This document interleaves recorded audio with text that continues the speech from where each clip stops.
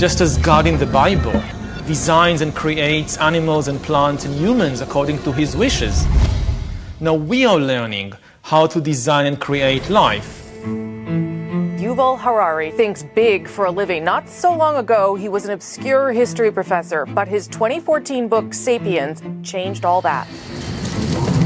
He explored the past, cramming 150,000 years of human history into 400 pages. Authority will shift, transforming himself into a literary phenomenon. Ladies and gentlemen, please welcome once again Yuval Noah Harari. Name dropped by the likes of Mark Zuckerberg, Bill Gates, and Barack Obama. The other book that I really enjoyed, a book by an Israeli author, Yuval Harari. His follow-up book, Homo Deus, tackled the future, elevating Harari to a sort of digital visionary.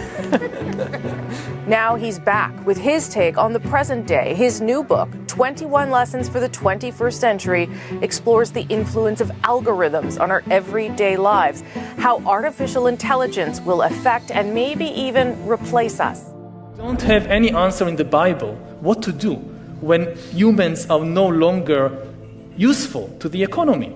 You need completely new ideologies, completely new religions, and they are likely to emerge from Silicon Valley or from Bangalore and not from the Middle East. And they are likely to give people visions based on technology. Everything that the old religions promised, happiness and justice and even eternal life, but here on earth with the help of technology and not after death with the help of some supernatural being. What are humans for? As far as we know, for nothing. I mean, there is no great cosmic drama, some great cosmic plan that we have a role to play in it. And we just need to discover what our role is and then play it to the best of our ability. This has been the story of all religions and ideologies and so forth, but as a scientist, the best I can say, this is not true. There is no universal drama with a role in it for Homo sapiens. If you repeat a lie often enough, people will think it's the truth, and the bigger the lie, the better. Because people won't even think that, something so big can be a lie. And I think that fake news have been with us for thousands of years. Just think of the Bible.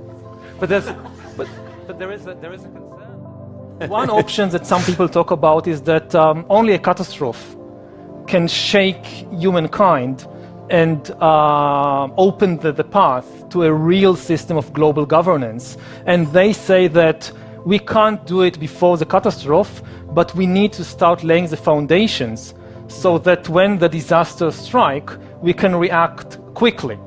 But people will just not have the motivation to do such a thing before the disaster strikes. So the next step is we turn our gaze inwards and we say, okay, gaining control of the world outside us did not really make us satisfied. Let's now try to gain control of the world inside us. This is the really big project of science and technology and industry in the 21st century will be to try and gain control of the world inside us, to learn how to engineer and produce bodies and brains and minds. These are likely to be the main products of the 21st century economy. When people think about the future, very often they think in terms, I want to gain control of my body and of my brain. And I think that's very dangerous. We have all this still myth of free will, that everything we choose is of our own free will. And this is a myth that served us well for a couple of centuries, but now it's becoming dangerous. We are probably one of the last generations of Homo sapiens, because in the coming generations, we will learn how to engineer bodies and brains and minds. Now, how exactly will the future masters of the planet look like? This will be decided by the people who own the data. Now, why is data so important?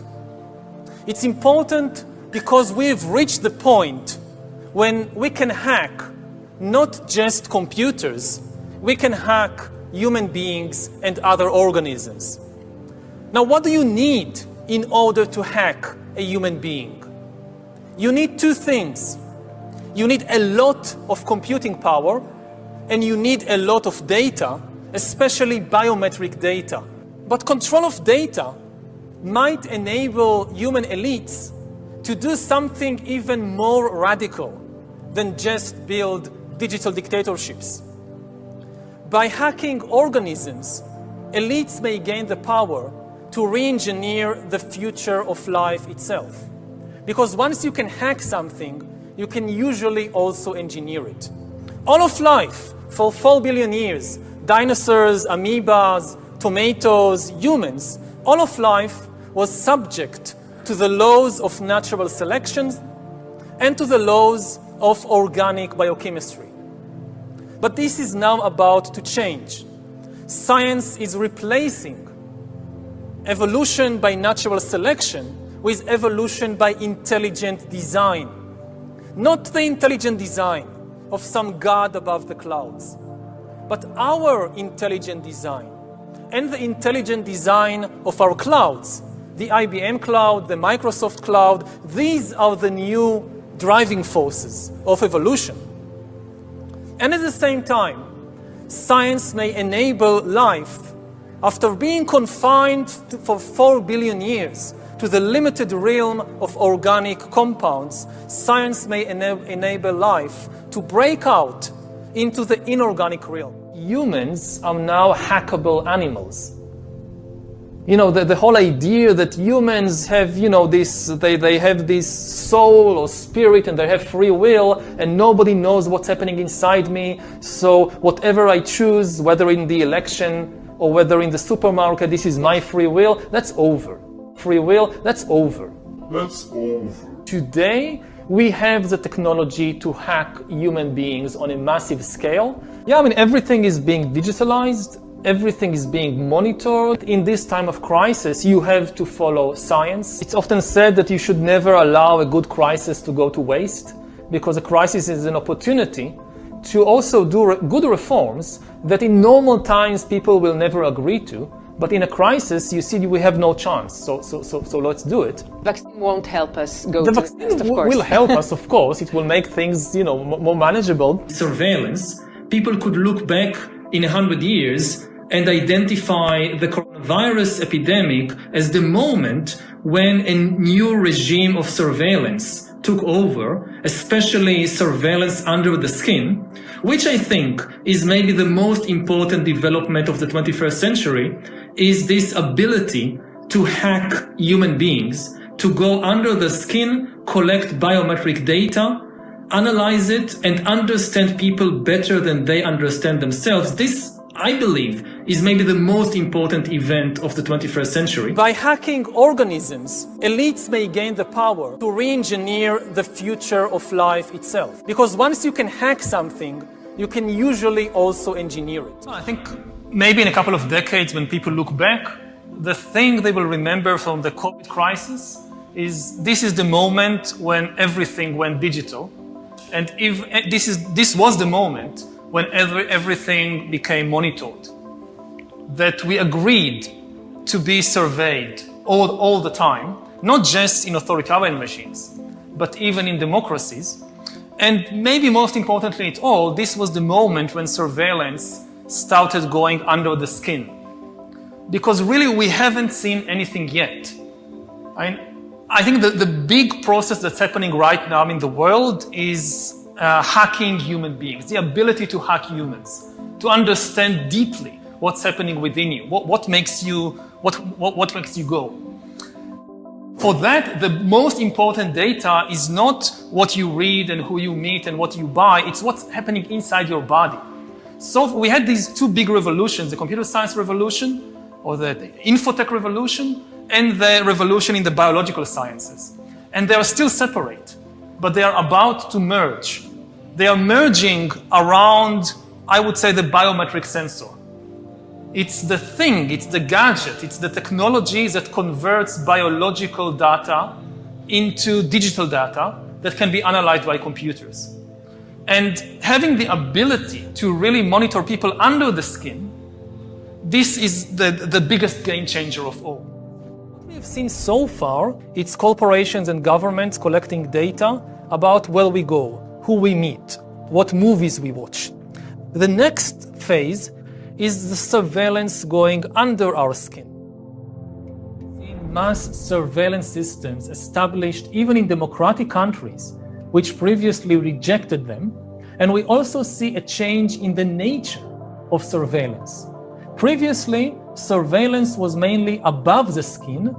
Now it's going under the skin. Governments want to know not just where we go or who we meet. Above all, they want to know what is happening under our skin. What's our body temperature? What's our blood pressure? What is our medical condition?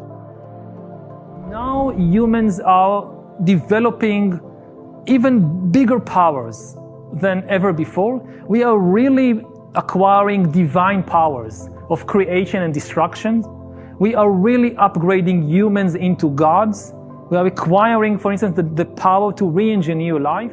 All this story about Jesus rising from the dead and being the Son of God, this is fake news. That in recent years, we saw populist politicians undermining deliberately the trust that people have in important institutions like universities, like respectable media outlets. These populist politicians told people that, say, scientists are this small elite, disconnected from the real people. You shouldn't believe them. And you had all these conspiracy theories that climate change is just a hoax, it's not real, and that the earth is actually flat, and that vaccinations are bad for you, and this spread. But I don't think it's too late. Especially in an emergency, people can change their views very fast, and they can discover hidden reservoirs of trust. You look in this crisis, who do people trust? They trust scientists above everything else. In all countries. In Israel, they closed down the synagogues. In Iran, they closed the mosques. Churches all over the world are telling people don't come to church. The Pope is doing all these ceremonies on Zoom or YouTube. And why